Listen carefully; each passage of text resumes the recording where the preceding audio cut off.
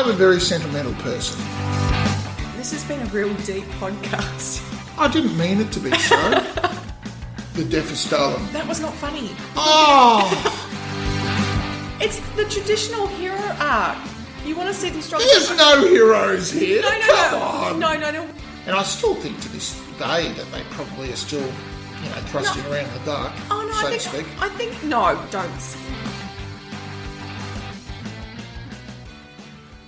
Hello, ladies and gentlemen. How are we today? I'll just get the levels right. There we go.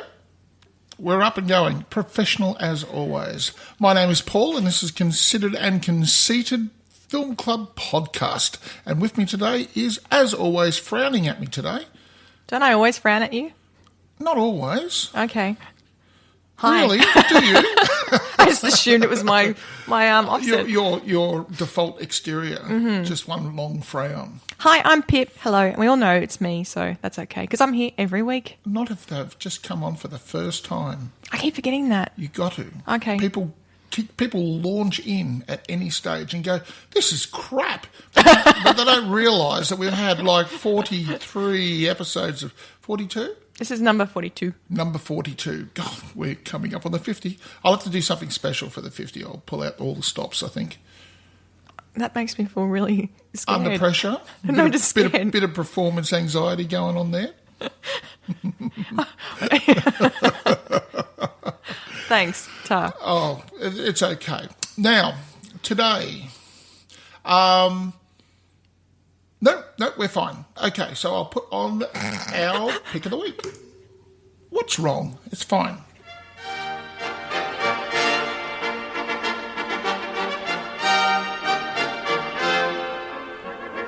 Ladies and gentlemen, please be upstanding for the podcast pick of the week. Thank you.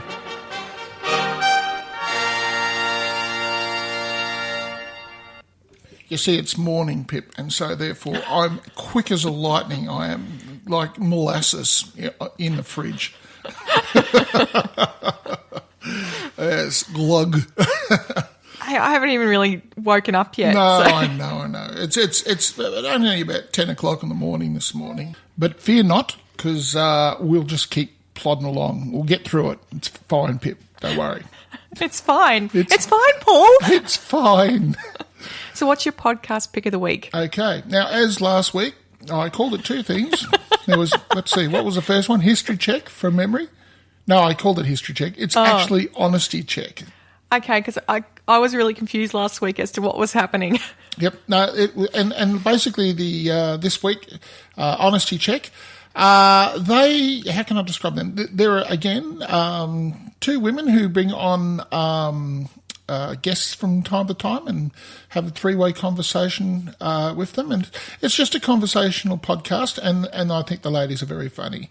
And I like listening to it because it looks at the other side of the gender divide, if you will, and I hear things that I never thought were a thing. Like, for example, last week they were talking about nipple twins.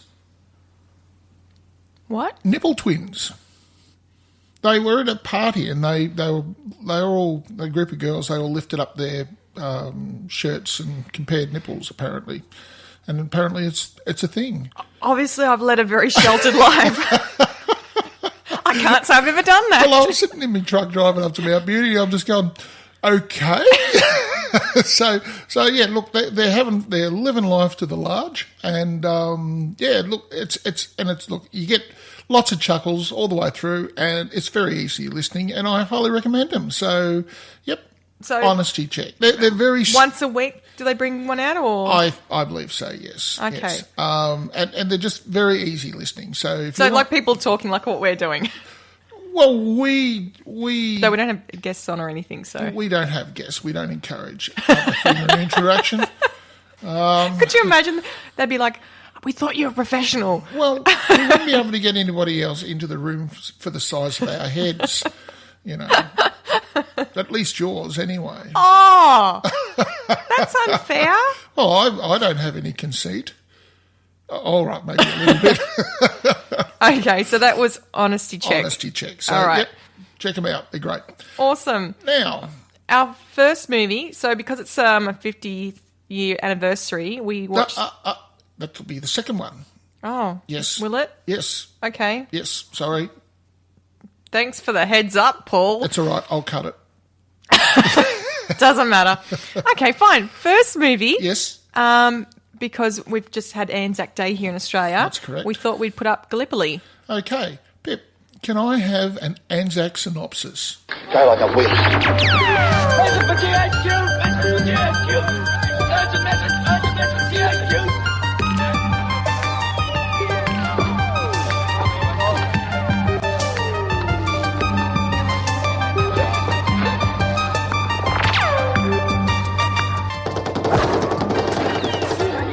Archy, a young sprinter from the Western Australian outback, wants to enlist in the Light Horse to serve during World War I, but is turned down because he is too young. He heads to Perth to try and enlist again with newfound friend Frank, and after argument and encouragement, Frank enlists too.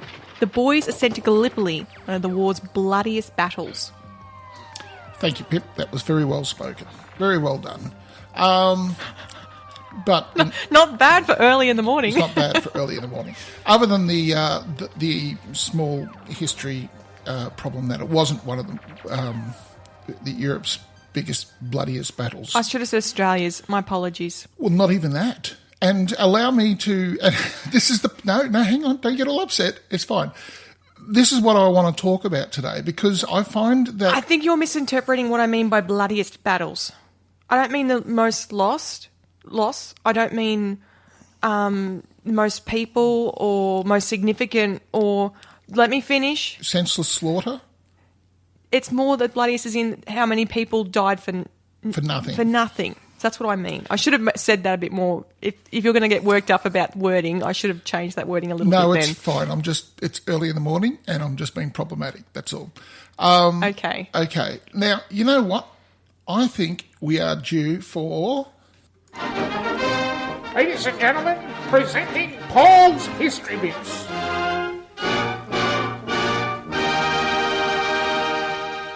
I should have seen that one coming. Okay, look, for people who live overseas, let me just pull this apart, if I may, for a moment, Pip. We have a day that commemorates the Anzac invasion of the Gallipoli Peninsula in 1915. Are you going to explain what that stands for? I will in a sec. Okay. Yep. Now, the Gallipoli campaign happened in the First World War, and it was basically an idea that was dreamt up by Winston Churchill, amongst others, but primarily Winston Churchill, when he was First Lord of Admiralty, in that if we could take out the Gallipoli Peninsula, it would neutralise the Dardanelles, which lead into the Black Sea. They could sail up the ships up the Dardanelles into the Black Sea, and voila, they'd be at Constantinople, and they could knock Turkey out of the First World War. That was the idea. Now, the problem is, when, first of all, they tried sending ships up in the first place, old battleships, not state-of-the-art ones that were but old ones, which really were obsolete, but they were still perfectly fine for knocking out gun emplacements along the Dardanelles. They knocked out every single gun emplacement, or the ones that were still remaining had run out of ammunition. So they could have continued sailing, but they hit some mines and they lost a couple of larger ships. And the Admiral balked at it and he pulled out.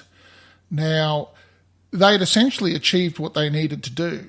They could have continued unabated all the way through to Constantinople and knocked Turkey out of the war in that week. They could have done it there and then. However, the Admiral pulled out, and then the rest, as they say, is history. And then, of course, they turned around and tried to go and take over the Gallipoli campaign. So it was a completely needless campaign in the first place. Did you know that bit? Yes, I did. You did? Okay. Well, you've been around me a bit. So yes, I know. Yes. I can't really get away from it, can I? Okay, so... That music should be playing regularly when you and I have conversations. Yes, you should I just know. have it playing on your phone. Look, look, essentially, that was the first time Australia as a nation was able to fight, but it wasn't the first time Australians fought for the British Empire. They fought in the Boer War, and they also were present in the Sudan campaign in Eastern Africa. So it's not the first time we fought. A lot of people tend to think it was. And this day is kind of, the Anzac Day itself is commemorated, and it's kind of turned, I don't know what the word is, it's become a very jingoistic kind of holiday. Everybody has enormous respect for it and not a great deal of understanding other than a few basic things. Most Australians think that the Anzacs came onto the shore, they came onto the wrong shore, we fought for a long time and it was a failure and we had to pull out. And this film talks about an attack on the neck. And in the film, it is shown that it was a diversion for the British landing at Suvla Bay, which is about 5 miles north of Anzac Cove. It was just on that's where the Australians should have come on in the first place, which opens out into this beautiful wide plain. And had they come on the first time, they would have literally have just walked across the peninsula and taken it. So, but of course, it had been a complete stuff up. We went into the wrong place. But it wasn't a senseless, it wasn't a bad idea at first, because what they were going to do is they were going to have the New Zealanders come off the left-hand hill at Chunuk Bair and come sweeping down on the trenches from that position. So it was going to be a pincer movement. But what happened was the New Zealanders got caught up, and of course then communications broke down and the Australians kept sending wave after wave of infantry, in fact, to senseless oblivion. So, yeah, that's the historical side of this movie. So, leaving that to one side, let's talk about the movie. Okay.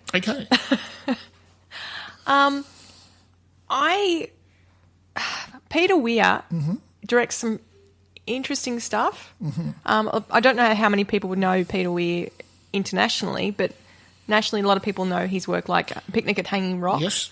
And Cars Who Ate Paris. Miranda! But I find a lot of his stuff a bit weird. Yep. Where I find Gallipoli... Could it be better described as he has an artistic temperament in the way he directs films? A lot of people love his work, but I find his work not bad, but just weird. Slightly surreal? Surreal, the way that he... And stuff, the way he does certain things, I find just a little bit unusual. And a lot of things he's doing, how the story goes. Yep. But you're still not quite sure how it's going, and you're still a bit sometimes weirded out at the end.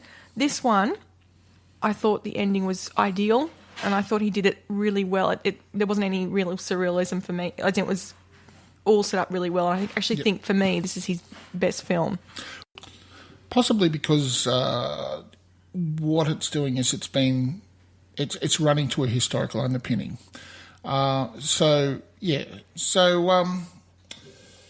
Yes. I love the way also they're looking at the groups of different young men, and some of them, like Mel Gibson's character, Frank Dunn's going, no, why would I go there? And you sort of don't think about it, but then you get to meet his father, and his father's Irish, and he goes, why would you go and fight for the English when they killed your grandfather, etc.? And then you've got other ones who have no idea why we're at war, and they're going, oh, stop being a coward, It makes him look far more reasonable, doesn't it? It does. At first you think, oh, that doesn't sound like why isn't he going Australian with his mates? That's right. But you get to see the backdrop. Yep. And that's what I mean. He sets these characters up, and a lot of the guys are only going because their mates are going. Yes. And they don't want to look like a coward in front of all these other Aussies. Yep. So, and then a lot of them don't even know where they're going, why they're going, but they still want to go and do their bit. Yep. And it's essentially what happened. People just went, oh, we better do it. All the mates are there fighting. Better go and do it as well. And it was just...